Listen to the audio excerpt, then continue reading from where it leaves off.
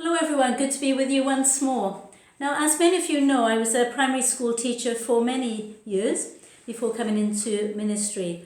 And the one thing I did love were picture books. And one of my favourite authors was Anthony Brown. So I'm going to share that story from Silly Billy with you. And I hope you're going to enjoy it. Now, just to give you a little bit of the background, Billy is a little bit of a worrier. And he worries so much that he can't sleep. But luckily, his grandma has just what he needs to overcome all his fears. And once Billy learns Granny's secret, he finds he never has to worry again. So listen to the story, and I hope you will very much enjoy it. Billy used to be a bit of a worrier. He worried about many things. He worried about hats. He worried about shoes. He even worried about clouds and the rain. He even worried about giant birds. His dad tried to help. "Don't worry, lad," he said. "None of those things could happen, just your imagination." His mum tried too. "Don't worry, love," she said. "We won't let anything hurt you."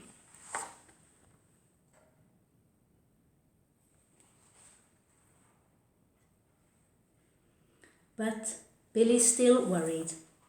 One night, he had to stay with his grandma, but Billy couldn't sleep. He was too worried. He always worried about staying at other people's houses, and Billy felt a bit silly. But at last, he got up and went to tell his granny. "Well, fancy that, love," she said. "You're not silly. When I was your age, I used to worry like that. I've got the very thing for you." So she went into her room and came out holding something. "These are worry dolls," she explained. "Just tell each of them your worries. Put them under your pillow. They'll do all the worrying for you while you sleep."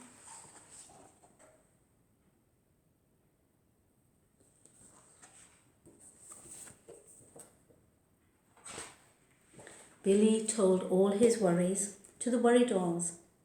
He slept like a log. The next morning, Billy went home, and that night he again told all his worries to the dolls, and he slept like a stone. The next night, Billy slept well, and the night after that. But the night after that, Billy started to worry again. He couldn't stop thinking about the worry dolls, all those worries that he had given to them. They must be so worried. Didn't seem fair. The next day, Billy had an idea. He spent all day working at the kitchen table. It was difficult to work, and at first he made lots of mistakes and had to start again many times. But finally, Billy produced something very special. Some worry dolls for all the worrying dolls. That night, everyone slept well, Billy and all the worry dolls. And after that, Billy didn't worry very much at all. And neither did his friends, because Billy made worry dolls for all of them as well.